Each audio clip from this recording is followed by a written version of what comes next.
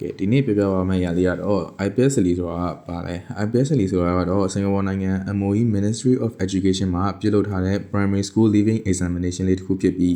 International Student တွေအနေနဲ့ Singapore Government School မှာ Secondary 1ဝင်ခွင့်ရဖို့အတွက်ဖြေဆိုရတဲ့စာမေးပွဲလေးတစ်ခုဖြစ်ပါတယ်။ဒါအပြင်စင်ကာပူနိုင်ငံ Education System ကကမ္ဘာထိပ်တန်းဝင် Education System ဖြစ်တဲ့အတွက် IPS လေးပြီးမြောက်ထားတဲ့ Certificate ကိုရရှိထားတဲ့ကလေးကသူဘယ်လောက်တော်ပါတယ်ဆိုတဲ့အကြောင်းကိုထင်ထင်ရှားရှားမြင်စေနိုင်မှာပဲဖြစ်ပါတယ်။အဲ့ဒါဆိုကောင်းကျိုးတွေကဒါပဲလားမဟုတ်ပါဘူးเนาะတော်ရင်တော်သလိုရမှတ်ပုံမူတည်ပြီး scholarship တွေကိုလည်း secondary 4ထိ၄နှစ်စာပေးတဲ့အပြင် certificate of merit certificate of commendation တွေကိုလည်းပေးပါသေးတယ်เนาะ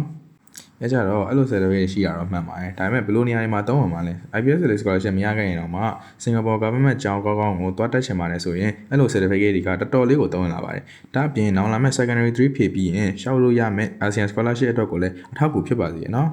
IPS လေးကိုဖြည့်ဆိုမယ်ဆိုရင်တော့ရရှိမဲ့အခွင့်ကောင်းတွေကိုတည်သွားပြီဆိုတော့ဖြည့်ဖို့အတွက်ဘာတွေလိုအပ်မလဲ